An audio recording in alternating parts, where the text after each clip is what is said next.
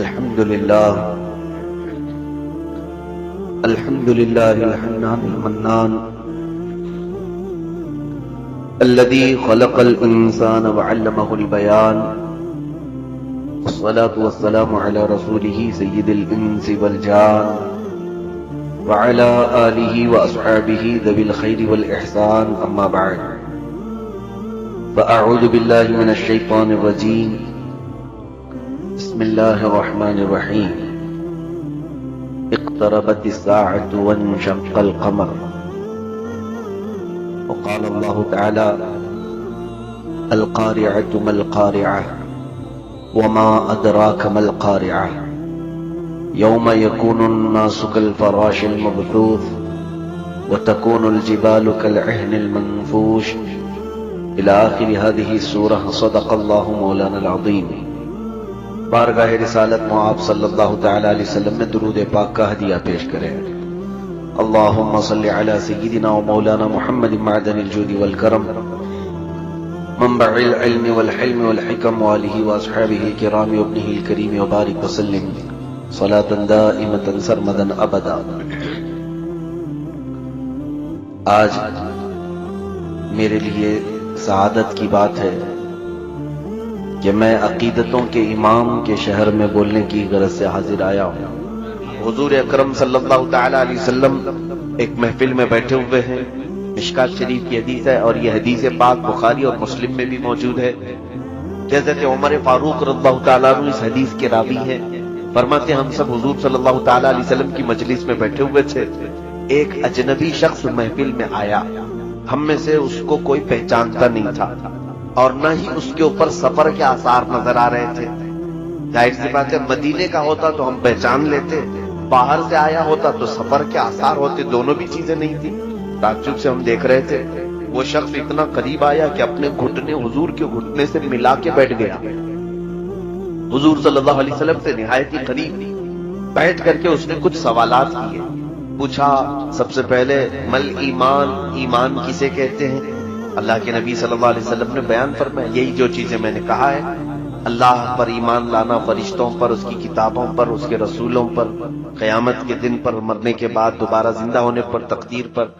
پھر اس آئے ہوئے شخص نے پوچھا مل اسلام، اسلام کسے کہتے ہیں؟ پہلا سوال کیا تھا؟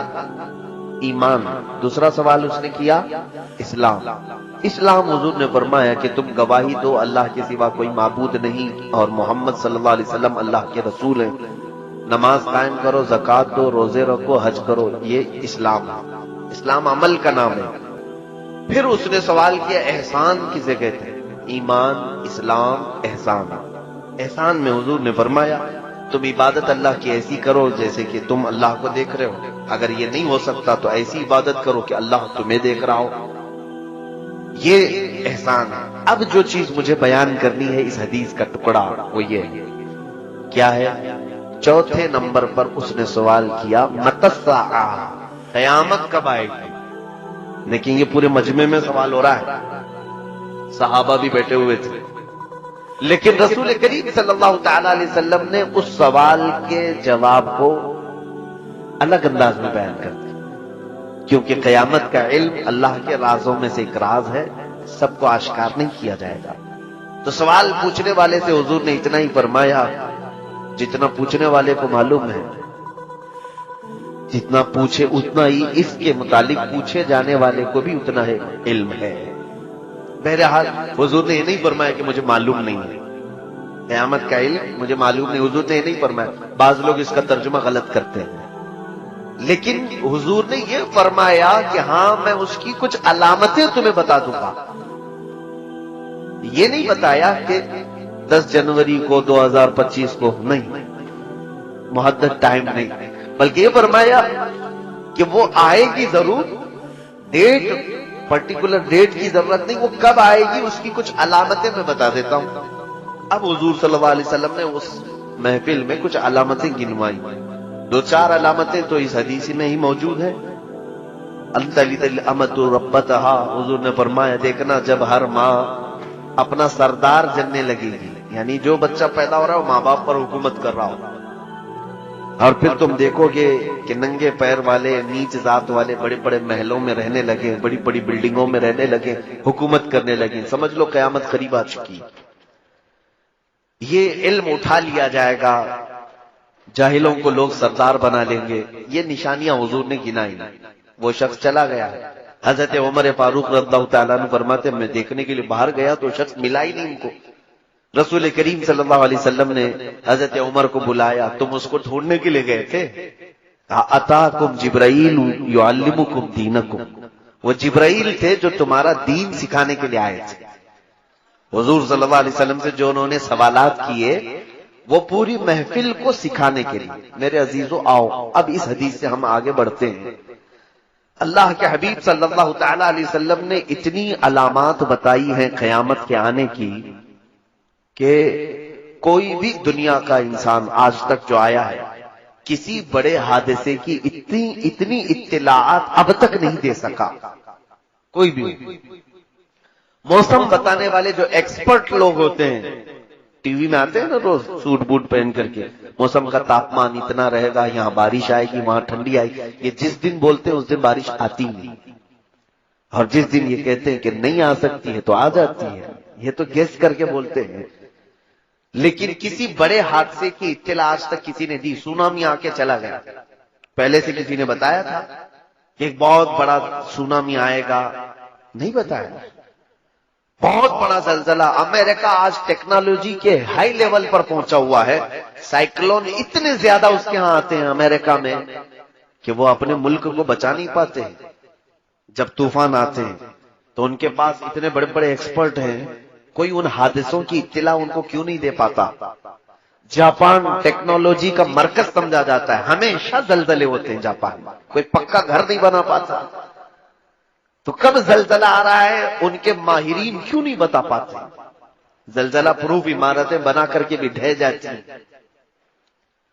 اور آسٹریلیا کے قریب جنگلات میں اتنی بڑی بڑی آگ لگ جاتی ہے اچانک، بڑا حادثہ. میں یہ کہنا چاہ رہا ہوں کسی بڑے حادثے کی اطلاع آج تک دنیا دے نہیں سکی. دنیا میں واحد شخصیت ہے محمد الرسول اللہ صلی اللہ علیہ وسلم، جنہوں نے دنیا کے سب سے بڑے بڑے حادثوں کی اطلاع 1400 سال پہلے دی ہے. کیا کیا چیزیں ہو سکتی ہیں. اللہ کے حبیب صلی اللہ علیہ وسلم نے جو حادثوں کی اطلاع دی ہے اس میں ایک بال برابر بھی فرق نہیں آیا، سب واضح ہوتی چلی آئی. قیامت کی نشانیوں کو بزرگوں نے دو حصوں میں تقسیم کیا ہے: علامات صغرا، علامات کبرا. علامات صغرا کا مطلب چھوٹی نشانیاں، علامات کبرا کا مطلب ہے بڑی نشانیاں. چھوٹی نشانیاں تقریباً پوری ہو چکی، جیسے حضور اکرم صلی اللہ تعالی علیہ وسلم کی یہ فرامین کہ ماں باپ کی نافرمانی کثرت سے ہونے لگے گی، وہ تو ہم دیکھ رہے ہیں. گانے باجے کی کثرت بہت زیادہ ہو جائے گی، وہ ہم دیکھ رہے ہیں. حضور اکرم صلی اللہ تعالی علیہ وسلم نے یہ بھی فرمایا قیامت کے قریب امانتیں ضائع کر دی جائیں گی. امانتیں ضائع کر دی جائیں گی یعنی خیانت کرنے والوں کا بہت زیادہ دور دورہ ہو جائے گا، وہ بھی ہم دیکھ رہے ہیں. جس کے پاس مال رکھو وہ کھا جائے، خیانت کرے. پھر اللہ کے حبیب صلی اللہ علیہ وسلم نے فرمایا دین کے معاملات نااہلوں کے ہاتھ میں آ جائیں گے. جاہل جو ہے بڑی بڑی کمپنیاں چلا رہے ہیں، جاہل جو ہے مدرسے چلا رہے ہیں، جاہل جو ہے یونیورسٹیاں چلا رہے ہیں، مسجدیں چلا رہے ہیں. نااہلوں کے ہاتھ میں یہ سارے کام آ جائیں گے. یہ بھی حدیث پاک میں تھا، وہ ظاہر ہو گئی. مسجدیں بہت بڑی بڑی بنا دی جائیں گی لیکن عبادت کرنے والے نہیں رہیں گے. یہ علامت تو صاف نظر آ رہی ہے. مسجدیں سجا دی جائیں گی، خوب زیب و زینت ہوگی لیکن عبادت کم ہوگی. یہ علامت حضور کی. تو یہ جو چھوٹی علامات ہیں یہ میں گنا رہا ہوں. یہ فرمایا حضور اکرم صلی اللہ علیہ وسلم نے کہ زنا عام ہو جائے گا. ایسے لوگ زنا کریں گے جیسے جانور راستوں پر کرتے ہیں. وہ آج یورپین کنٹریز میں آپ جا کر کے دیکھیں تو وہاں کوئی عیب نہیں. اور آپ تو یہاں ایک تہذیب والے شہر میں رہتے ہیں، میں ممبئی شہر میں رہتا ہوں. وہاں تو ہم ٹرینوں میں سفر کرتے ہوئے بھی کتراتے ہیں کہ ہمارے سامنے اگر کوئی جوڑا چپکا ہوا ہو تو ہم اسے دیکھ بھی نہیں سکتے اور بول بھی نہیں سکتے.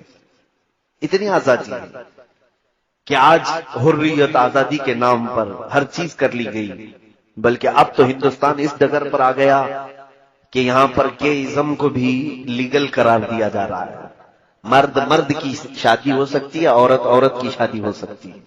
ہومو سیکسولیٹی پر قانون بن گیا 377 یا 70 کچھ تو ہے. پارلیمنٹ ہماری اس پر قانون بنائی. یعنی یہ دنیا میں ہم جانوروں کی حد تک آنے کی پوزیشن میں آ جاتے ہیں. یہ سب میرے عزیزوں چھوٹی نشانیاں ہیں. چھوٹی نشانیوں میں اور بہت ساری ہیں جو آپ کے سامنے ہیں. لوگ غیروں کے طریقوں پر، حضور صلی اللہ تعالی علیہ وسلم کی امت پاک میں ہی جو مسلمان ہیں، حضور اکرم صلی اللہ علیہ وسلم نے ایک حدیث میں فرمایا یوشک ان تداعى علیکم الامم کما تداعى الاکلۃ الى قصعتها. قیامت کے قریب تم دیکھو گے کہ میری امت پر ساری دنیا جھپٹ پڑے گی جیسے بھوکا برتن پہ جھپٹتا ہے. یہ بھی ہے آج ہر ایک کا ٹارگٹ مسلمان، ہر ایک کا ٹارگٹ اسلام ہے، جتنی بھی قومیں دنیا میں ہیں. حضور سے صحابہ نے پوچھا بھی تھا یومئذ نحن من قلۃ یا رسول اللہ، اے اللہ کے رسول کیا آپ کی اس امت پر جو ساری قومیں جھپٹ پڑیں گی کیا ہم تعداد میں بہت تھوڑے ہوں گے، بہت کم ہوں گے؟ یہ حدیث سنیے آپ. حضور صلی اللہ علیہ وسلم فرماتے ہیں وَلَكِنَّكُمْ كَثِيرُونَ غُثَاءً كَغُثَاءِ الْبَحْرِ. فرماتے نہیں، تمہاری تعداد تو بہت زیادہ ہوگی لیکن تمہاری حیثیت سمندر کے جھاگ کی طرح ہوگی. سمندر کا جھاگ ہوا آنے سے اڑ جائے گا، پیوریٹی نہیں باقی رہے گی، اخلاص نہیں ہوگا، ایمان نہیں ہوگا. کروڑوں کی تعداد میں ہیں لیکن سب ڈرے ہوئے سہمے ہوئے ہوں گے. یہ بھی قیامت کی علامت ہے. اور حضور اکرم صلی اللہ تعالی علیہ وسلم فرماتے ہیں وَلَيَقْذِفَنَّ اللَّهُ عَلَى قُلُوبِكُمْ الْوَهْنَ. تمہارے دلوں پر اللہ رب العزت وہن ڈال دے گا. وہن. صحابہ نے پوچھا مل وہن یا رسول اللہ، وہن کسے کہتے ہیں؟ حضور صلی اللہ علیہ وسلم فرماتے ہیں آج اللہ رب العزت نے میرا خوف اور میرا رعب کافروں پر ڈال رکھا ہے، یہاں تک کہ میں 500 میل دور ہوں تو بھی اللہ ہمارا رعب کافروں پر ڈال رکھتا ہے.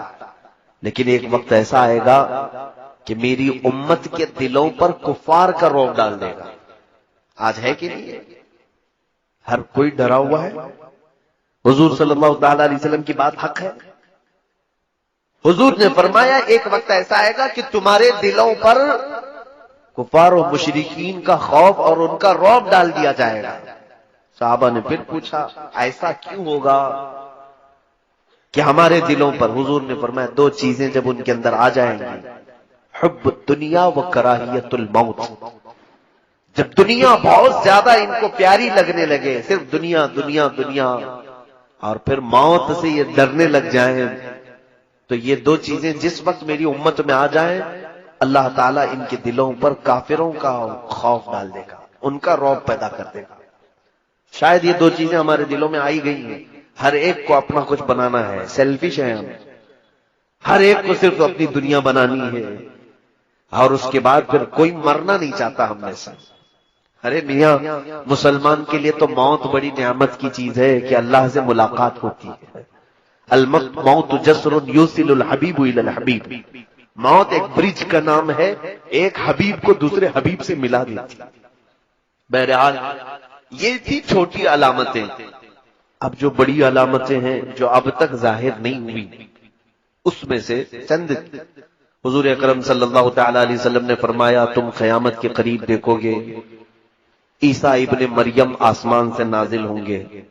عیسیٰ علیہ السلام جو آسمانوں پر اٹھائے گئے ہیں، یہ عیسائیوں کا عقیدہ ہے کہ ان کو صلیب پر چڑھا دیا گیا، ان کو پھانسی دی گئی، اسی لیے بیچارے ایک کراس کا نشان پہنتے ہیں آج بھی، ان کو لٹکا کر کے گھومتے ہیں. جبکہ قرآن کہتا ہے وَلَٰكِن شُبِّهَ لَهُمْ وَمَا قَتَلُوهُ وَمَا صَلَبُوهُ وَلَٰكِن شُبِّهَ لَهُمْ. اللہ فرماتا ہے نہ ہی یہودیوں نے عیسیٰ کو قتل کیا ہے اور نہ ہی پھانسی دی ہے، بلکہ ان کو شبہ میں ڈال دیا گیا ہے. عیسیٰ علیہ السلام کو آسمانوں پر اٹھایا گیا، اب بھی موجود ہیں وہ. اب وہ قیامت کے قریب آسمان سے نیچے آئیں گے زمین پر. یہ بڑی نشانی ہے قیامت کی، بڑی نشانی. یہ قیامت کے بہت قریب آئیں گے. لیکن یہ ضرور ہے کہ حضور صلی اللہ تعالی علیہ وسلم کے امتی بن کر کے زندگی گزاریں گے. اب ان کی شریعت نہیں رہے گی، حضور کے امتی بن کر کے زندگی گزاریں گے. بڑی علامات میں یہ بھی ہے، حضور اکرم صلی اللہ تعالی علیہ وسلم نے فرمایا کہ تم دیکھو گے یاجوج ماجوج نکلیں گے. لوگوں کے دماغ میں یہ ہے کہ یاجوج ماجوج یہ دو آدمی ہوں گے اور یہ پورے لوگوں کو ڈرائیں گے. دو آدمی نہیں، یاجوج ماجوج کی تعداد جانتے ہیں آپ؟ بیان کیا ہے مفسرین نے کہ پورے دنیا میں جتنے انسان ہیں اس کے 10 گنا زیادہ جنات ہیں. 10 گنا زیادہ جنات کی تعداد ہے، اور جتنے جنات ہیں اس سے 10 گنا زیادہ یاجوج ماجوج کی تعداد ہے. اتنی بڑی فوج ہے یہ، اور یہ چھوٹ جائیں گے. کسی جگہ ان کو قید کیا گیا ہے اور یہ زمین پر آئیں گے، بلکہ وہ زمین میں کسی حصے پر ہیں اب بھی. حدیثوں میں اس کا ہے. میرا ٹاپک یاجوج ماجوج نہیں ہے، مختصر میں بتا رہا ہوں کہ وہ آئیں گے، پوری زمین میں فساد مچائیں گے، ہر چیز کھا جائیں گے، لوگوں کی کھیتیاں چر جائیں گے، سامان کھا جائیں گے. پھر ان کو اللہ تبارک و تعالیٰ ایک بیماری میں مبتلا کرے گا اور سارے مر جائیں گے. یہ حدیث میں ہے. بڑی نشانی یہ اب تک آئی نہیں ہے. اور اس کے علاوہ بڑی نشانی یہ بھی ہے کہ اللہ کے حبیب صلی اللہ علیہ وسلم نے فرمایا تم دیکھنا کہ سورج پچھم سے نکل آئے گا. سورج ابھی پورب سے نکلتا ہے نا، ایک دن ایسا آئے گا کہ سورج پچھم سے نکل آئے گا، لیکن بس وہ دوپہر تک تھوڑی دیر نکلے گا، پھر واپس چلا جائے گا پچھم میں. پھر جہاں سے نکلتا ہے وہیں سے نکلے گا روزانہ. ایک دن صرف ایسا ہوگا. اور حضور فرماتے ہیں وہ یعنی دنیا میں عمل کا آخری دن ہوگا، اعمال کا قبولیت کا آخری دن ہوگا. اس سے پہلے جس نے توبہ کیا، اس سے پہلے جو ایمان لایا اس کا ایمان ہے. سورج کے پچھم سے نکلنے کے بعد نہ کسی کی توبہ قبول ہوگی نہ کسی کا ایمان قبول ہوگا، کوئی نہیں. میرے عزیزو ہمیں یہ معلوم نہیں، ہم راتوں کو سوتے ہیں پتہ نہیں کون سی صبح سورج پچھم سے نکل آئے. ڈر بھی نہیں ہے، ہمیں خوف بھی نہیں ہے. یہ بڑی علامتوں میں سے. اس کے علاوہ بڑی علامتوں میں سے حضور اکرم صلی اللہ علیہ وسلم نے فرمایا تم دیکھو گے کہ آدم علیہ السلام کے پیدائش سے لے کر قیامت آنے تک کا سب سے بڑا فتنہ دنیا میں اگر کوئی چیز ہے، حضور فرماتے ہیں وہ دجال کا ظاہر ہونا. دجال، اسی پر آپ مجھے بولنے کے لیے کہا ہے. دجال کا ظاہر ہونا. یہ دجال ہے کیا چیز، اس پر میں ڈیٹیل میں آؤں گا، پہلے یہ علامتیں ختم کر لیتے ہیں. دجال کا ظاہر ہونا یہ قیامت کی سب سے بڑی علامت ہے. لیکن ساتھ میں ایک اور نشانی ہے، دابۃ الارض. ایک جانور نکلے گا جس کے ہاتھ میں ایک لاٹھی ہوگی، موسیٰ علیہ السلام کی وہ لکڑی ہوگی، اس کے ہاتھ میں سلیمان علیہ السلام کی انگوٹھی ہوگی. وہ جانور پوری دنیا میں گھومے گا، انسان نما جانور ہوگا، اور وہ مسلمانوں سے بھی ملے گا کافروں سے بھی ملے گا. تو جس کو ایمان والا وہ دیکھے گا اس کی پیشانی پر موسیٰ علیہ السلام کے عصا سے لکیر کھینچ دے گا، اور جس کو کافر وہ دیکھے گا اپنی انگوٹھی سے اس پر سکہ مار دے گا. تو جس کے پیشانی پر نشان لگ گیا وہ مومن ہی انتقال کرے گا، اور جس کی پیشانی پر اس نے انگوٹھی سے تھپا مارا وہ کافر ہی مرے گا. وہ لاسٹ فائنل کرنے کے لیے آتا ہے دابۃ الارض. لیکن اس سے پہلے دجال آئے گا. دجال کا ظہور یہ ایک بہت ہی امپورٹنٹ چیز ہے میرے عزیزوں. لیکن حیرت کی بات ہے ہم آج تذکرہ کر رہے ہیں، مجھے ٹینشن نہیں، میں حدیثیں پڑھ رہا تھا.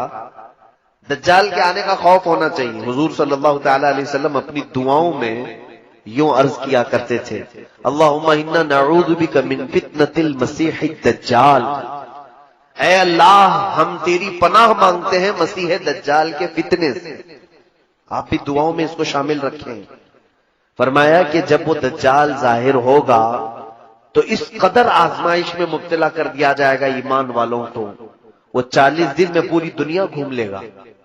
بہت فاسٹ ہوگا، پوری دنیا میں جائے گا، اور اس کے ایک ہاتھ میں جنت ایک ہاتھ میں دوزخ کی شکل وہ بنا کر کے لائے گا، دکھائے گا. اصلی جنت اور اصلی دوزخ نہیں، لیکن وہ لوگوں کو یہ دکھائے گا کہ میرے سیدھے ہاتھ کی طرف دیکھو، اس میں باغیچے ہیں، لہلہاتے ہوئے باغ ہیں، اس میں نہریں ہیں اور بائیں ہاتھ میں آگ اگل رہی ہے، اس کا منشا اور اس کا مقصد کیا ہوگا؟ وہ کہے گا مجھے خدا بولو، میرے سامنے سجدہ کرو۔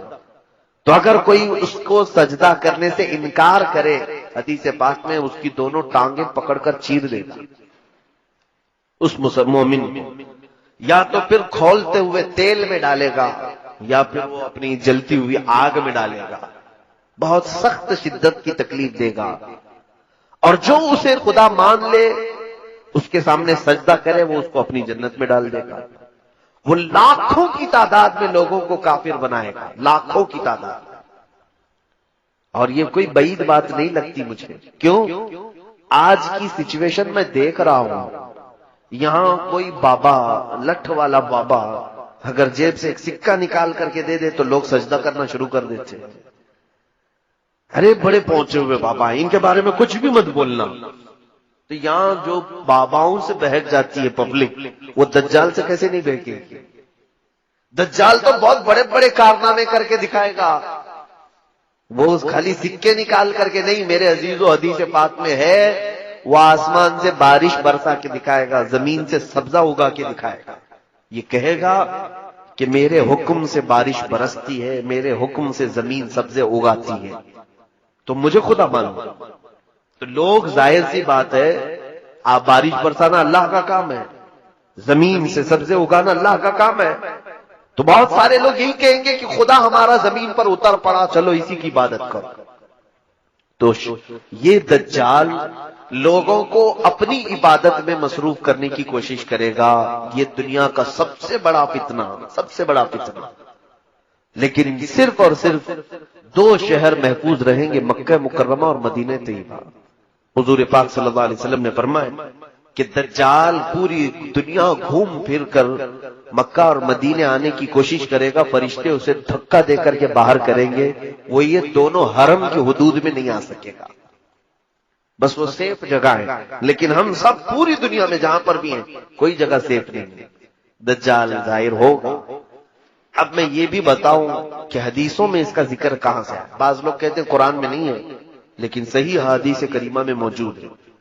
صحیح احادیث کریمہ میں دجال کے آنے کی جو علامات بتائی گئی ہیں، سب سے پہلے دجال کا میننگ سمجھ لو آپ کہ اس کو دجال کیوں کہتے ہیں۔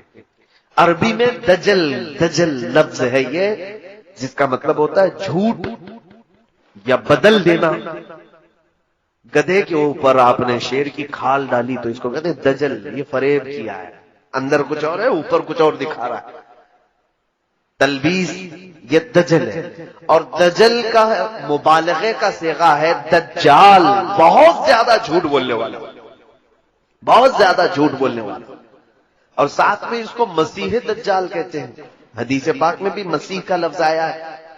مسیح جو ہے، مسیح کے کئی معنی ہیں عربک ڈکشنری میں۔ ایک معنی یہ ہے کہ ہاتھ پھیرنے والا، ایک معنی ہے شفا دینے والا، ایک معنی ہے کہ لوگوں کو دعا کرنے والا، عافیت دلانے والا، ایک معنی یہ بھی ہے کہ جھوٹ بولنے والا۔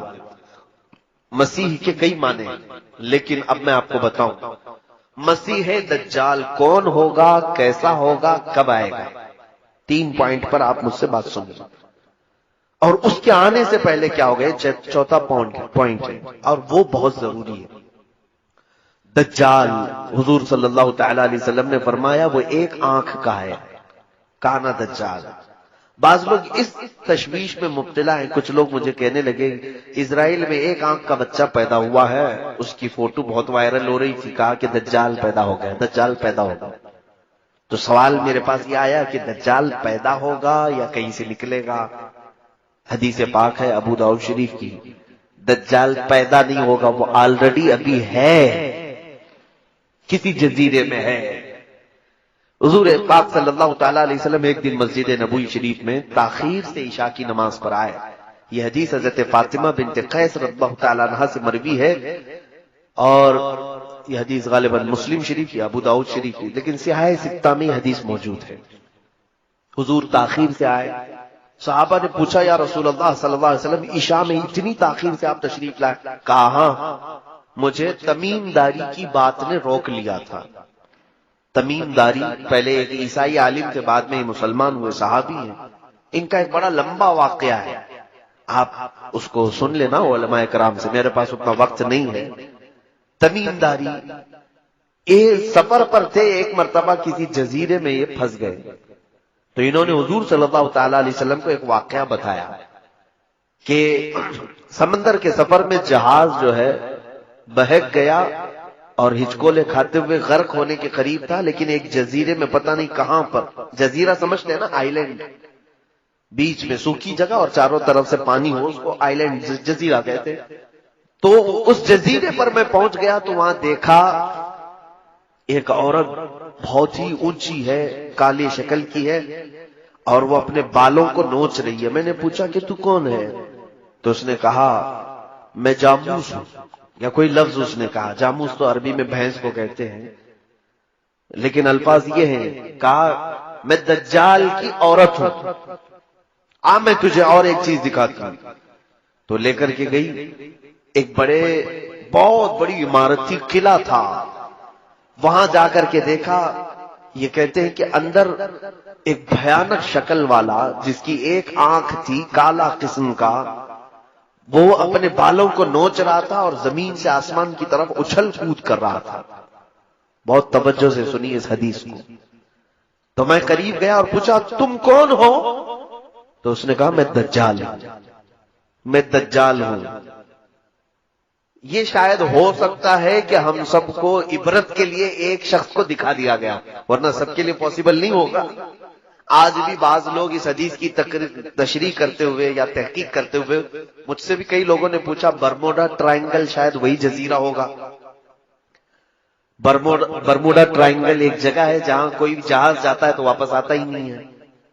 لیکن ایک حدیث پاک میں یہ موجود ہے کہ یہ گئے بھی اور آئے بھی، اور رسول پاک کو خبر بھی دیا کہ میں ایک ایسے شخص کو دیکھ کر کے آیا ہوں. لیکن سنیے دجال نے کیا کہا ان سے کیا پوچھا؟ اس نے پوچھا دجال نے کیا امیوں کا نبی ظاہر ہو گیا ہے؟ امی کہتے کسی سے جو نہ پڑھا ہو.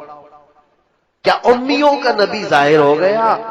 نبی امی یعنی جو کسی سے نہ پڑھا ہو وہ نبی آ گیا؟ تو میں نے کہا ہاں وہ نبی آ گئے. کہا اس کے ماننے والے، اس کی اطاعت کرنے والے پیروکار سب عبادت کر رہے ہیں، سب اس کی پیروکاری کر رہے ہیں، اطاعت کر رہے ہیں؟ تو میں نے کہا ہاں بہت دل سے کر رہے ہیں، اس نبی کی اطاعت بڑھتی جا رہی ہے. تو اس دجال نے کہا تو پھر ابھی میرے آنے میں بہت وقت ہے. اس نے کیا کہا؟ تو ابھی ان کے لیے خیر ہے، میرے آنے میں وقت ہے. جس کا مطلب یہ نکلتا ہے کہ جس وقت نبی امی کی امت حضور کی اطاعت چھوڑ دے گی دجال ظاہر ہوگا، وہ آئے گا. اسی لیے تو اس نے پوچھا کہ اطاعت ہو رہی کہ نہیں ہو رہی ابھی تک. یہ ایک حدیث پاک ہے. اس کے علاوہ کئی حدیثیں ہیں جو میں ہو سکے تو کسی بک میں کوٹ کر کے بتا دوں گا. مجھے معلوم ہے میں نے اپنے بھائیوں سے کہا تھا، بچوں سے جنہوں نے پروگرام ارینج کیا ہے، جتنے ایجوکیٹڈ لوگ بیٹھے ہوئے ہیں سب کے ہاتھوں میں ایک نوٹ بک ضرور تھمائیں اور ایک قلم. میری تقریروں کو نوٹ کرتے جائیں، جو چیز اچھی لگے اس کو کوٹ کریں. دیکھیں یہ روایتی جلسہ نہیں ہے، آپ جو راتوں میں چلا چلی والے جلسے کرتے ہیں. میں ایک چاہتا ہوں کہ کوئی بیداری اور آپ کے اندر علم کی ایک طلب اور تشنگی اور بڑھتی جائے اور کچھ فائدہ لے کر کے جائیں.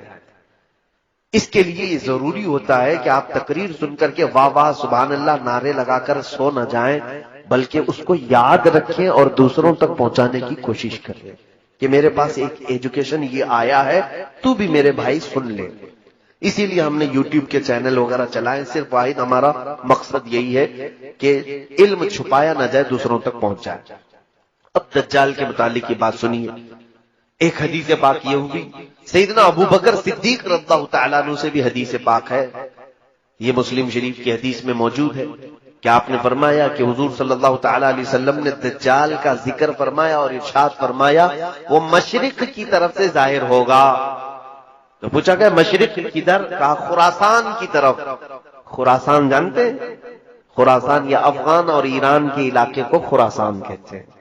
تو یہاں سے بھی ٹینشن ختم ہو گیا. کچھ لوگ جو ہے عرب سے کہہ رہے ہیں، امریکہ سے نہیں ضروری نہیں، حدیثوں میں مشرق کا لفظ آیا اس طرف سے آئے گا، تو جب بھی آئے گا اس کے آنے سے پہلے کیا ہوگا؟ میں نے 2 پوائنٹ تو پہلے بتا دیے تھے، کون ہے اس کے بارے میں نے بتایا، وہ سب سے زیادہ جھوٹا ہوگا، یعنی جو خدا ہی بن کر کے آیا ہے اس سے بڑا جھوٹا کون ہو سکتا ہے۔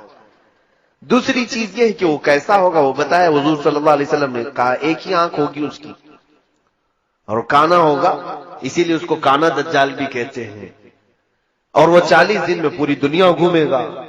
اچھا، اب تیسری بات یہ ہے وہ کب آئے گا، اس کی ایک بات یہ ہے کہ حضرت ابوبکر صدیق نے پوچھا یا رسول اللہ صلی اللہ علیہ وسلم وہ کب آئے گا؟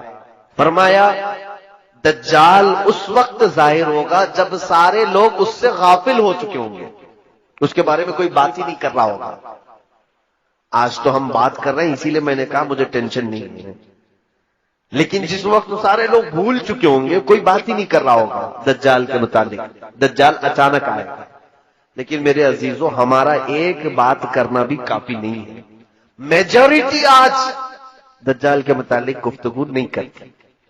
صحیح بات ہے، علماء کرام کو میں بلیم نہیں کر رہا، میں علماء کی توہین نہیں کرنا چاہتا، نہ میں علماء کی بے ادبی کرنا چاہتا ہوں، لیکن آج ہو سکتا ہے یہ مصلحت ہوگی، میں نے کثرت سے علماء کو دیکھا دجال کے متعلق یا اس ٹاپک پر نہیں بول رہے، شاید یہ حدیث پاک میں اسی لیے کہا گیا جس وقت سارے لوگ بھول چکے ہوں گے دجال کو تب دجال آئے گا، تو بھول گئے ہیں آج، دوسرے سارے ٹاپک پہ ہم گفتگو کرتے اس پر نہیں۔ جب تک دجال سے لوگوں کو ہم ڈراتے رہیں گے، اس کے فتنے سے پناہ مانگتے رہیں گے لوگ، وہ نہیں آئے گا، وہ نہیں آئے گا۔ اب اس کے آنے سے پہلے کیا ہوگا، یہی میرا ٹاپک ہے۔ فرمایا گیا کہ جھوٹ کو سچ کر دیا جائے گا اور سچ کو جھوٹ بنا دیا جائے گا۔ پوری دنیا میں آج اس مشن پر پورا بہت بڑے پیمانے پر کام ہو رہا ہے، جھوٹ کو سچ بنا دو اور سچ کو جھوٹ بنا دو، اور اس میں سب سے بڑا اگر کوئی رکن ہے دجال کا تو وہ میڈیا ہے۔ اسی لیے میں اپنی تقریروں میں ہمیشہ یہ کہتا ہوں، لوگ گودی میڈیا کہنے لگے، گودی میڈیا نہیں، ان کو دجالی میڈیا کہو، دجال کے پلان پر عمل ہو رہا ہے، یعنی جتنا جھوٹ ہے اس کو اتنا مسالہ لگاؤ، اتنی بار بولو کہ سچ لگنے لگ جائے، اور کسی سچ کو اتنا چھپا دو کہ لوگ بھول جائیں کہ وہ کوئی جھوٹی بات ہوتی۔ یہ آج ہو رہا ہے کہ نہیں ہو رہا ہے؟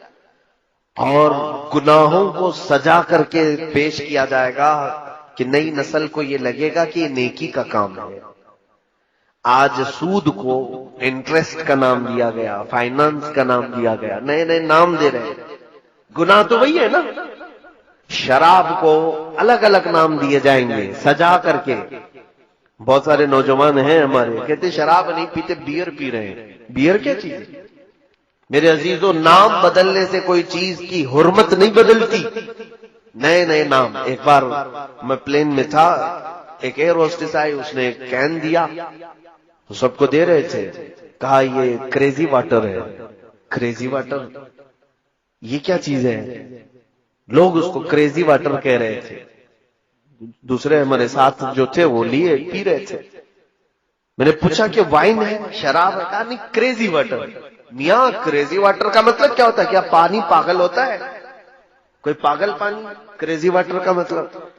تو بغل والے نے کہا کہ یہ وائٹ الکوہل ہے، یعنی شراب جس طرح رنگیلی ہوتی ہے اس کو بالکل پیوریفائی کر دیا گیا ہے، اور اتنا ریفائن کر کے جیسے پانی ہوتا ہے ویسی پانی کی طرح اس کو بنا دیے ہیں، لیکن ہے شراب، ہے شراب لیکن بالکل پانی کی طرح بنایا گیا، اس کو کریزی واٹر کہہ رہے ہیں۔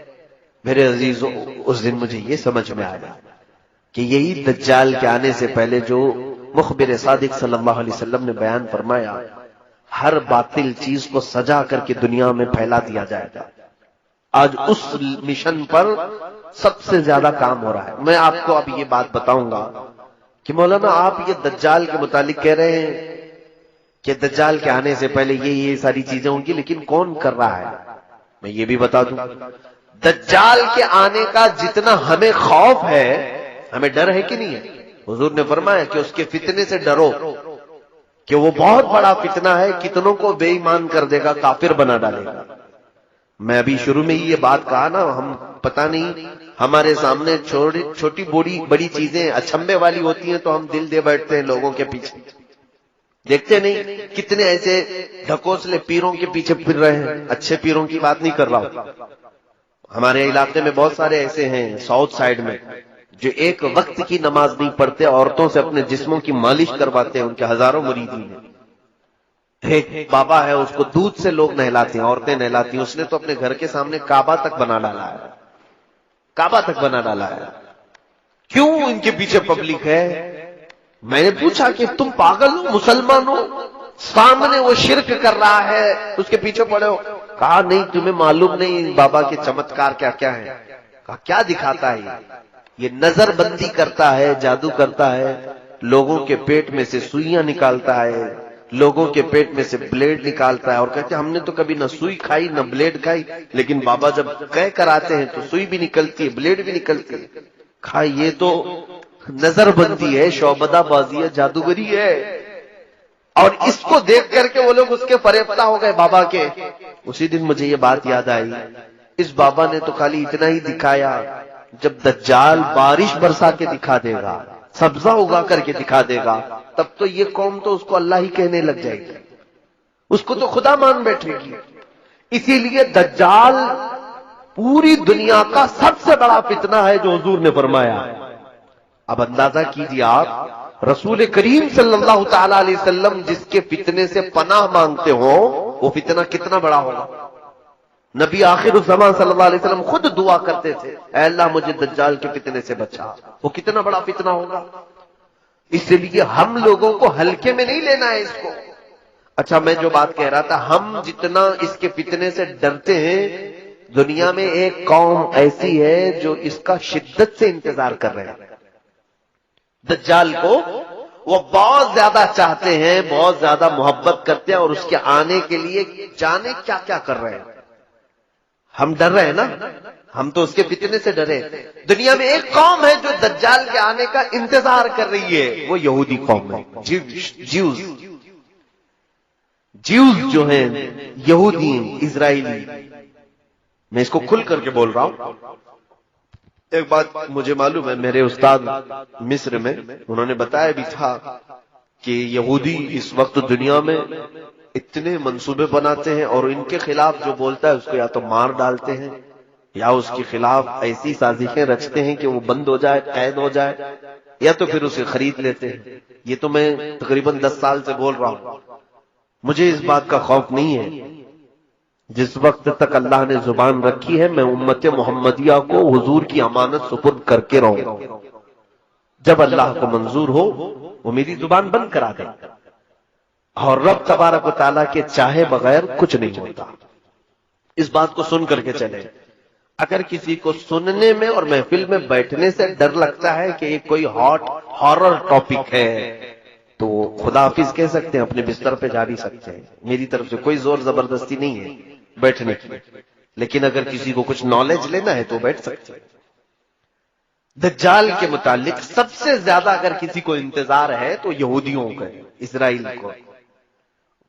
اب ان کی کتابوں میں ان کے بڑے لوگوں نے لکھا ہے کہ دجال اس وقت تک نہیں آئے گا جب تک اسلام اور مسلمانوں کو رسول سے دور نہیں کر دیا جائے گا. سب سے اہم چیز ہے یہ. ان کو کیا چاہیے؟ دجال چاہیے. اور دجال کے آنے کے لیے دروازہ کیا ہے؟ پوری دنیا کے مسلمان اپنے نبی سے دور ہوں. کیونکہ دجال نے بھی اس حدیث میں نے بتایا نا, پوچھا نا تمیم داری سے کہ وہ آخری نبی آ گئے, تو انہوں نے کہا آ گئے. اس نے پوچھا کیا ان کی امت ان کی اطاعت کر رہی ہے؟ تو انہوں نے کہا اطاعت کر رہی ہے. تو دجال نے کیا کہا؟ ابھی میرے آنے کا وقت نہیں. اب ان کو دجال چاہیے. کیوں؟ یہ کہتے ہیں ہمارا وہ مسیحا ہے. دجال کے آنے کے لیے روزانہ صبح اور شام میں دعائیں ہوتی ہیں اسرائیل میں, روزانہ دعائیں ہوتی ہیں. اور وہ اس لیے دعا کرتے ہیں کہ وہ ہمارا مسیحا ہے, ہمیں تکلیفوں سے نجات دے گا, ہماری پوری دنیا میں حکومت قائم کرے گا, ہمیں موت سے بھی بچائے گا. ایک بات یہ بھی یاد رکھ لے کہ دنیا میں سب سے زیادہ موت سے ڈرنے والی قوم یہودی ہے. وہ مرنا نہیں چاہتے کوئی بھی, وہ موت سے بہت ڈرتے ہیں. اسی لیے ان کا آپس میں جو ایک دوسرے کو سلام بھی جو کرتے ہیں نا، ہم السلام علیکم کہتے ہیں نا، ان کا سلام ہے ذی ہزار سال. فارسی میں یہ ہے ذی ہزار سال. تفسیر میں لکھا ہوا یہودی آپس میں ایک دوسرے کو سلام بھی کرتے ہیں تو یوں کہتے ہیں جیو ہزار سال، جیو ہزار سال. قرآن میں پہلے پارے میں اللہ نے فرمایا ہے لو یعمر الف سنۃ وما هو بمزحزحہ، یعنی اگر ان کو 1000 سال کی عمر بھی دے دی جائے تب بھی وہ مرنا پسند نہیں کرتے. اور اللہ تعالیٰ نے ان کے رد میں جتنی آیتیں نازل فرمائی، یہ کہتے ہیں ہم اللہ کے بیٹے ہیں، ہم اللہ کے محبوب ہیں. پوری دنیا کیچڑ سے بنائی گئی ہے اور ہم کو جنت کی مٹی سے بنایا گیا ہے. پوری دنیا کو جانوروں کے پخانے سے زیادہ گندی چیز سے بنایا گیا ہے، اور ہم شعب اللہ المختار ہیں، اللہ کی پسندیدہ قوم ہے. کون کہتا ہے؟ یہود، جیوز. یہ ایک مٹھی بھر قوم ہے. انہوں نے جو عقیدے بنا رکھے ہیں وہ یہ ہے کہ دنیا کی سب سے افضل ترین قوم ہم ہیں، ہمارا ہی حق ہے دنیا میں، ہر چیز پر ہمارا قابو ہونا چاہیے، اقتدار ہمارا ہونا چاہیے. یہ قوم ایسی ہے، یہ پوری دنیا میں کہتے تھے وقالت الیہود نحن ابناء اللہ واحباؤہ. قرآن میں اللہ نے فرمایا یہ کہتے ہیں ہم اللہ کے بیٹے ہیں، ہم اللہ کے محبوب لوگ ہیں، سب سے زیادہ پیارے ہیں. تو اللہ نے ان کے رد میں آیت نازل فرمائی، جانتے ہیں اے محبوب ان کو کہہ دو، جو محبوب ہوتا ہے وہ محب سے ملنا چاہتا ہے کہ نہیں چاہتا؟ ملنا چاہتا ہے کہ نہیں؟ یہ کہہ رہے ہم اللہ کے محبوب ہیں، تو ان سے کہہ دے ذرا موت کی تمنا کریں تاکہ تمہارے محبوب سے مل لو. اور اللہ فرماتا وَلَن يَتَمَنَّوْهُ أَبَدًا، ہرگز یہ تمنا بھی نہیں کریں گے مرنے کی. جھوٹ بولتے ہیں. اللہ کے تم محبوب ہو تو پھر مرنے کی تمنا کیوں نہیں کرتے؟ جو محبوب ہوتا ہے وہ چاہتا ہے کب میں دنیا سے جاؤں میرے مولا سے ملاقات کروں. تو یہاں پر یہ قوم ایسی ہے جو مرنا نہیں چاہتی. جو امپورٹنٹ بات ہے وہ میں آپ کو بتا دوں، بہت زیادہ مسئلہ پھیلانے سے کوئی مطلب نہیں ہوگا. کل خلاصہ ملا کر کے میں آپ کو بتا دوں کہ دنیا میں اتنا اتھل پتل یہ کیوں مچائیں. سب کو اب تقریباً نوجوانوں کو معلوم ہو چکا ہے الومیناتی کیا ہے، فری میسن کیا ہے، اور پھر یہ جتنی ان کی تنظیمیں ہیں، خفیہ تنظیمیں، یہ کیا ہیں. سیکریٹ اب تو کچھ نہیں رہ گیا، یہ سب پورا ظاہر ہو گیا.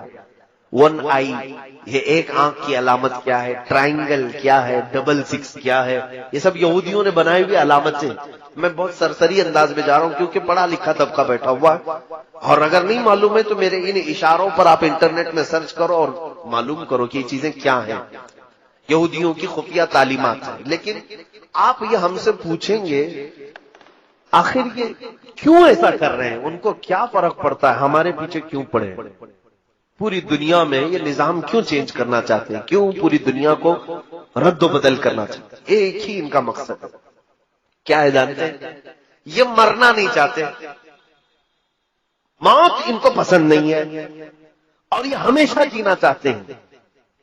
دنیا کی ہر چیز پر کنٹرول کر لیا لیکن موت پر کنٹرول نہیں ہو پا رہا. اب موت کس کے ہاتھ میں ہے؟ کس کے ہاتھ میں؟ اللہ رب العزت. ان کو بھی معلوم ہے، ان کو بھی معلوم ہے موت اللہ کی طرف سے آ رہی ہے. تو کیوں نہ ہم ڈائریکٹ اس اللہ کو ہی ختم کر دیں. معاذ اللہ رب العالمین. یہ پلاننگ ہے، اور یہ میں کہہ نہیں رہا ہوں، آلریڈی یہ پہلے ہو چکا ہے. ایک ڈاکٹر ہیں، میں نام ذکر نہیں کر رہا ہوں، وہ عیسائیوں کے ایک بڑے ماہر محقق ہیں.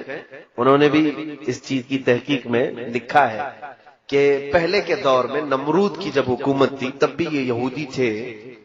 تو ان لوگوں نے کیا کیا تھا، نمرود جو بادشاہ ہے اس نے ایک بہت بڑا محل بنایا تھا. نمرود بھی بہت لمبی عمر تک جیا، بہت بڑی طاقت تھی، وہ خدا کہلاتا تھا اپنے آپ کو، لوگوں سے سجدے کرواتا تھا. لیکن اب اس کو بھی ایک ہی ٹینشن تھا، کیا؟ موت کا. مر جاؤں تو سارا خدا ختم، سڑ گیا. اس کو بھی موت نہیں چاہیے تھی. اس نے کیا سوچا، پوری دنیا پر میرا کنٹرول، پورے لوگ میرے سجدہ کر رہے ہیں، تو کیوں نہ میں پوری پبلک کو ملا کر کے فوج بنا لوں اور اس خدا سے لڑ لوں. ایک بار ٹرائی کر کے دیکھتے ہیں. اس خدا کو مار کے گرا دیں گے تو پھر اب موت حیات سب ہمارے ہاتھ میں آ جائے گی. یہ پلاننگ اس وقت اس نے کیا تھا. یہ ہماری کتابوں میں نہیں ہے، لیکن پرانی دوسری مقدسات میں موجود ہے.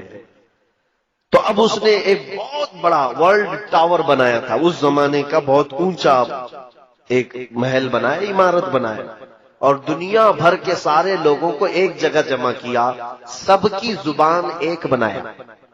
کہا لینگویج الگ الگ نہیں ہونی چاہیے، سب کی ایک ہی زبان، آپس میں سارے لوگ میرے وفادار، اور سب کو ٹریننگ دیا کہ خدا کے ساتھ لڑنا ہے. سب کو خدا کا باغی بنا دیا سب کو، اور سارے جوش میں، اور اتنی بلند عمارت بنائے. پوچھا گیا کیوں بنا رہے ہو؟ کہا اس پر چڑھ کر کے آسمانوں میں جاؤں گا، اس سے جنگ کروں گا خدا کو اور اس کو گرا دوں گا. میرے پاس پوری دنیا کی پبلک بھی ہے. نشے میں چور آدمی کہاں تک سوچتا ہے. سیاست بہت گندی چیز ہو جاتی ہے کبھی کبھار. آدمی خدا بننے کی کوشش کر ڈالتا ہے اور خدا کو مارنے کی کوشش کرتا ہے. معاذ اللہ رب العالمین. تو اس نے یہ پلان بنایا، اور یہ غالباً انجیل میں ہے، بہت پہلے میں نے پڑھا تھا. اس نے عمارت بنایا اور اوپر چڑھا بھی، پوری پبلک کو کہا کہ تم میرے ساتھ رہو گے، سب کی لینگویج ایک ہی، تم میری حمایت کرو گے، میری فوج میں رہو گے، اور میں اب خدا سے جنگ کر رہا ہوں. ایک بار اگر میں نے اس کو مار دیا تو تم میں سے سب کو میں نے ہمیشہ ہمیشہ کی زندگی دینی ہے. ٹینشن مت لینا. کسی کو 2000 سال چاہیے لکھوا لو، میں 2000 سال دے دوں گا. کسی کو 5000 سال چاہیے میں دے دوں گا. تو سارے لوگ بہت شوق میں تھے کہ مرنا ہی نہیں ہے، چلو یہ ایک کام کر کے دیکھ لیتے ہیں. اب جب وہ اوپر چڑھا تو اب دیکھیے مقدسات جو کتابیں ہیں وہ کہتی ہیں اللہ رب العزت نے اپنے فرشتوں میں سے ایک فرشتے کو فرمایا کہ آؤ، میرے بندوں میں سے ایک بندے نے بڑی بلند عمارت بنائی ہے، چلو ذرا دیکھ لیں. اللہ رب العزت نے فرمایا اور آسمانوں کی طرف نزول فرمایا، اور اپنے ایک فرشتے کو، اللہ تعالیٰ کے فرشتوں کی تعداد کسی کو نہیں معلوم. معلوم ہے کتنے لاکھ، کتنے کروڑ، کتنے ارب، بلکہ اندازہ کرنے کے لیے ایک صرف میں حدیث بتا دوں. جب بھی بارش ہوتی ہے نا، حضرت ابن عباس فرماتے ہیں ہر قطرے کو ایک فرشتہ زمین پر رکھ کر جاتا ہے، اوپر سے برسایا نہیں جاتا. ایک ایک قطرے کو ایک ایک فرشتہ زمین پر رکھ کر جاتا ہے. بارش کے قطرے نہیں گن سکتے تو فرشتوں کو کہاں گن سکو گے؟ تو اتنے لاتعداد فرشتے ہیں، اس میں سے صرف ایک ہی فرشتے کو اللہ نے فرمایا تم جاؤ ذرا نیچے اپنے پر ہلاؤ. وہ فرشتہ نیچے آیا. جبرائیل کو نہیں بھیجا، میکائیل کو نہیں، اسرائیل کو نہیں، بڑے مقام والے فرشتے، ایک فرشتے کو بھیجا، اور وہ فرشتہ نیچے زمین پر آیا. اس نے صرف اپنے پر ہلایا تھا کہ یہ پوری دنیا غرق ہو گئی، اس کا سارا محل ڈھہ گیا، نمرود تباہ ہو گیا. اور اس کے بعد پھر یہ جتنے لوگ بچے تھے، کچھ اکثر تو مر گئے، جتنے بچے تھے اللہ نے فرمایا ان کی سب کی زبان کو الگ کر دو. سب کی زبان ڈیوائیڈ کر دی گئی، اس کی زبان الگ، اس کی زبان الگ، اس کی زبان الگ. یہ بھی اللہ کی حکمتوں میں سے ہے کہ یہ پھر ایسی پلاننگ کرنے کے لیے سب جمع نہ ہو سکے، الگ الگ کر دی گئی. یہ دوسری کتابوں میں موجود ہے. تو یہ پلاننگ ان کے دماغ میں آج بھی چل رہی ہے. فلاپ تو ہوا تھا آئیڈیا پرانے زمانے کا. اب جو اسرائیل ہے، یہودی ہے، اور اسی مقدس کتاب میں یہ بھی لکھا گیا ہے کہ اے لوگوں دیکھنا قیامت کے قریب ایک بار اور اس طرح کی کوشش کی جائے گی. اب بات سمجھ میں آئی آپ کے؟ اس طرح پہلے خدا سے لڑنے کا ایک پلان کیا انہوں نے، فلاپ ہو گئے اور مار دیے گئے. اب ان کو جدید ٹیکنالوجی پر، نیو ٹیکنالوجی پر اتنا بھروسہ ہے، انہی مقدسات میں کہا گیا ہے دیکھنا قیامت سے قریب ایک بار اور یہ چیز کوشش کر لیں گے. اب مجھے یہی لگتا ہے، یہ حدیثوں میں تو ہے نہیں کہ یہ لوگ خدا سے لڑنے کے لیے کوشش کریں گے، لیکن ان کی کتابوں میں لکھا ہوا ہے، یہودیوں کی.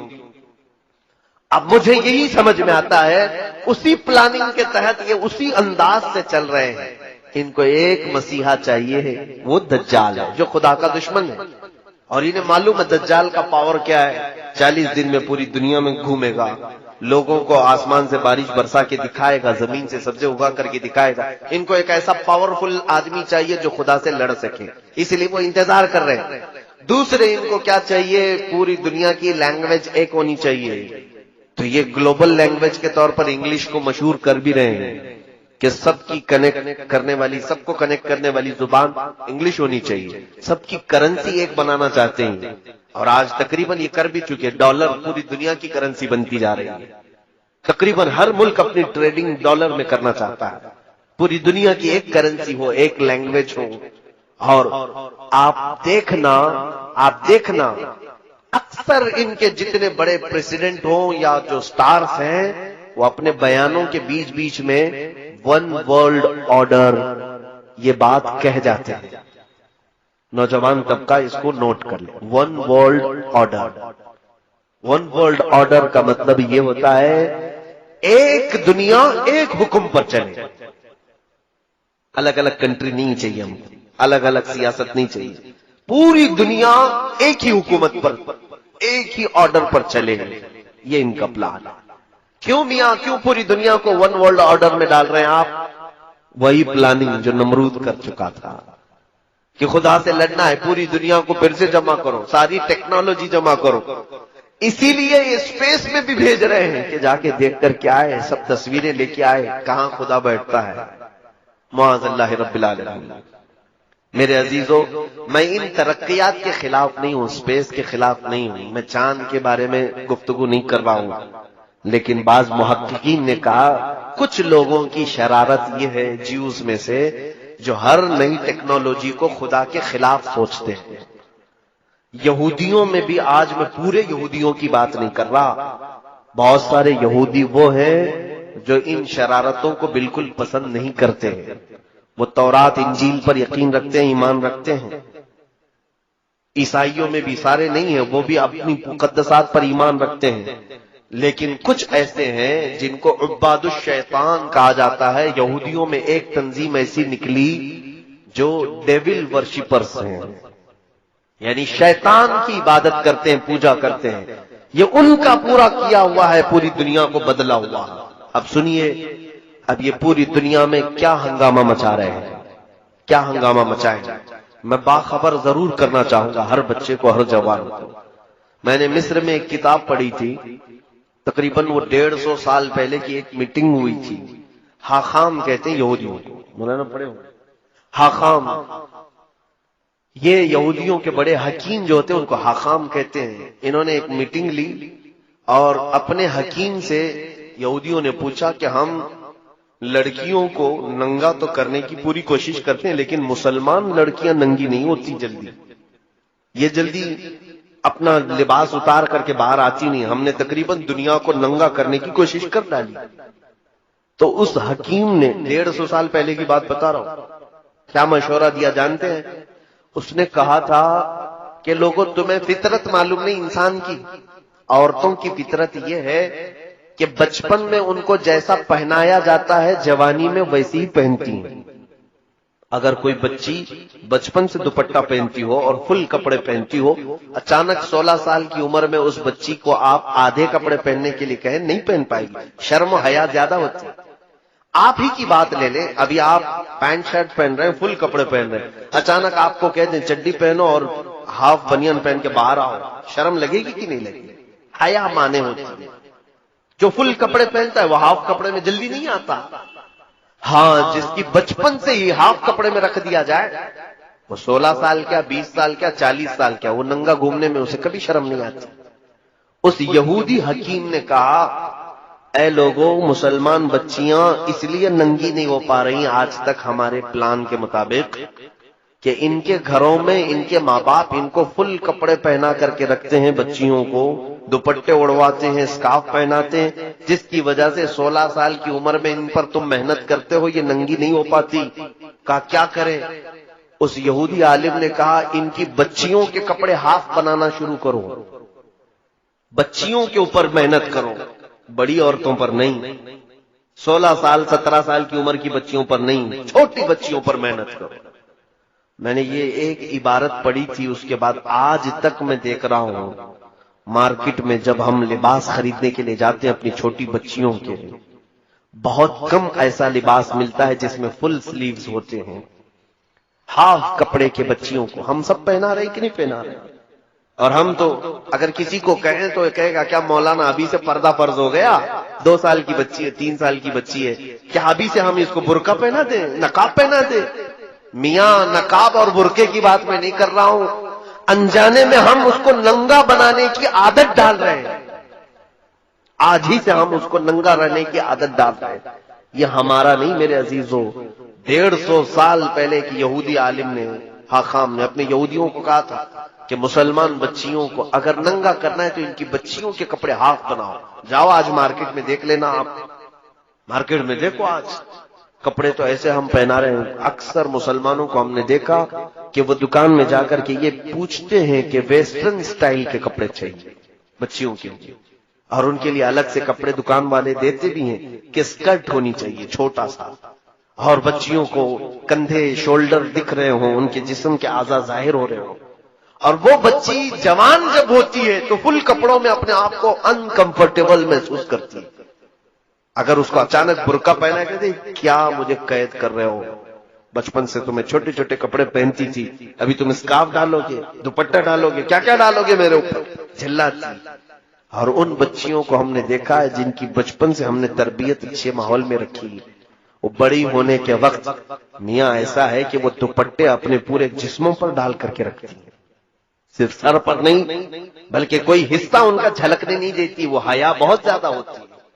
اس پلان کے ہم شکار ہو گئے، ہمارے لباس میں بے ترتیبی جو آئی ہے یہی دجالی منصوبوں کے تحت ہوا ہے۔ یہود جو پوری دنیا کو بے آبرو، ایک ایسی قوم دیکھنا چاہتے ہیں جو خدا سے دور ہو، اللہ تعالیٰ نے جو کہا ہے اس کا مخالف ہو، رسول جو چاہتے ہیں اس کے خلاف۔ اس مشن کے تحت ایک دو نہیں میرے عزیزوں، ہزاروں کام ہو گئے، گنانے کے لیے میرے پاس اتنا وقت نہیں ہے۔ شارٹ میں چلوں، اگر کپڑوں کو دیکھا جائے تو ہمارے کپڑے چھین لیے گئے، لباس بدل دیا گیا۔ ہر نوجوان بچہ آج ہمارا یہ چاہتا ہے کہ مجھے ویسٹرن سٹائل کے کپڑے چاہیے، ہیئر سٹائل مجھے کسی ایکٹر کا چاہیے، لڑکیاں چاہتی ہیں کہ وہ ہیروئن بن جائے، ایکٹریس کے لباس چاہیے، ایکٹریس کے ہمیں جانتے ہو یہ پورے ایکٹر اور ایکٹریس پر لاکھوں ڈالر کے لاگت پہ خرچ کیا جاتا ہے۔ کون خرچہ کرتا ہے؟ ان کے اوپر پورے جیوز یہودی خرچ کرتے ہیں کہ یہ سٹار ہیں، یہ ماڈل ہیں، ان کو کپڑے پہناؤ اور پوری دنیا کو دکھاؤ، ان کے ذریعے سے پوری دنیا وہی کپڑے پہنے گی جو یہ پہنے گی۔ آپ کو معلوم نہیں ہے بڑے بڑے سٹار الومیناتی ہیں، اب تو وہ اعلان کر رہے ہیں ہم الومیناتی ہیں۔ الومیناتی یہ یہودیوں کی تنظیم ہے جو صرف اسی مشن پر کام کرتی ہے کہ وہ سٹار بن کر کے لوگوں کو اپنی طرف راغب کریں۔ میرے عزیزوں ایک وقت ایسا آئے گا کہ اگر سب کے سامنے کچرا کھائیں گے تو ان کے فین ایسے ہیں وہ کچرا بھی کھا لیں گے، ان کو نشے کے عادی بنا دیں گے۔ ان پر بڑی لاگت کا خرچہ ہوتا ہے سٹارز پر کہ پوری دنیا کے ماحول کو یہ چینج کرنے والے ہیں۔ یو کے، یو ایس اے، یہاں پر سب ایکٹر اور ایکٹریس نہیں، وہاں پر سنگرز جو ہے ان کی بڑی ویلیو ہے۔ کوئی بڑا سنگر ہو اس پر لاکھوں خرچہ کیا جاتا ہے۔ فٹ بال پلیئرز جتنے ہیں ان کے اوپر بہت ڈالر کے خرچ ہوتے ہیں کیونکہ ان کے لاکھوں کی تعداد میں فینس ہوتے ہیں، ان کو دیکھنے والی ایک بڑی دنیا ہوتی ہے۔ آپ دیکھیں کسی بھی ایکٹر کی آپ ہسٹری نکال کر کے دیکھیں، اس کے فالوورز کتنے ملینز میں ہیں، کسی کے بلین میں ہیں۔ ایک وہ عمل کرے گا تو پورے ملین لوگ اس کے فالوورز عمل کرنے لگ جائیں گے۔ یہودیوں نے بہت آسانی سے اپنے معاملات دوسروں تک پہنچانے کے لیے پوری دنیا کے کریم طبقے کو چوائس کیا ہے۔ یہ تھے لباس کی بات، اور جب انہوں نے یہ پڑھا ہے حدیثوں میں، ایک بات یاد رکھیں کہ ہم سے زیادہ حدیثیں وہ پڑھتے ہیں۔ یہ قرآن کے حافظ ہوتے ہیں، محدث بھی ہوتے ہیں، مفسر بھی ہوتے ہیں۔ آج مصر میں کتنے تو ایسے ہیں جن کو مستشرق کہا جاتا ہے، یعنی اورینٹلائز۔ یہ لوگ یہودی ہیں اور اسلامی تعلیمات کے ماہر ہوتے ہیں، یونیورسٹی میں پڑھا رہے ہیں۔ کائرو یونیورسٹی میں میری خود ملاقات تھی ایک ڈاکٹر جو اسلامی شریعت کی کتابیں پڑھاتا ہے، یہودی عالم، یہ ہم سے زیادہ پڑھتے ہیں۔ جب انہوں نے یہ پڑھا کہ مسلمان سب سے زیادہ ان کا لگاؤ اللہ اس کے رسول سے ہے، کم ہونے کے لیے مین چیز کیا ہے تو رزق ہے۔ ہمارا سارا معاملہ رزق پر چلتا ہے. اگر رزق اچھا ہے تو دعائیں بھی پہنچتی ہیں, عبادتیں بھی پہنچتی ہیں, اور رزق خراب ہو گیا تو سارا ہمارا کنیکشن کٹ گیا, ختم ہو گیا. ہماری دعائیں اجابت سے نہیں ٹکراتی, ہماری عبادتیں قبول نہیں ہوتی. تو رزق پر ایسا عمل کیا گیا ہے, ایسا کہ پوری دنیا میں آج دیکھیں چند سالوں کے بعد حلال کھانا ہمارے لیے مشکل ہو جائے گا. حلال کھانا مشکل ہے. بہت کم ایسے لوگ ہیں جو بچ پائے ہیں حرام سے, ورنہ تو پورا ایک طبقہ, عرب والے تو پورے کے پورے مبتلا ہیں. ان کے گھر گھر پر KFC اور میکڈونلڈ, سب ہوئے, نہ جانے کتنی ایسی فوڈ کی کمپنیاں پہنچی ہوئی. کئی ایسی کمپنیاں ہیں جو پورک بناتی ہیں, کئی ایسی کمپنیاں ہیں جو علل اعلان بیچتی ہیں کہ ہمارے ہاں خنزیر کا گوشت بکتا ہے. خود ممبئی میں ایک مسلمان پیزا کا ایک ہوٹل چلاتا ہے, مسلمان ہے, اس کے پاس دونوں سیکشن ہیں, پیزا نان ویج اور ویج کا. نان ویج کے پیزے میں اس نے خنزیر کا گوشت ملا کر کے بیچتا ہے. اور اس سے سوال بھی کیا گیا تو کہتا ہے یہ تو آپ کی چوائس ہے, چاہے تو آپ کھائیں, نہیں تو نہ کھائیں, میں زبردستی تھوڑی نہ بیچ رہا ہوں. میرے عزیزوں, کھانے کی چیزوں کو اتنا بدل دیا گیا, اسی لیے میں کہتا ہوں اپنا ٹیسٹ بدل لو.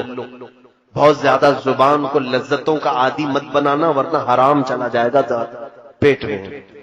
اور پھر ہمارے ہندوستان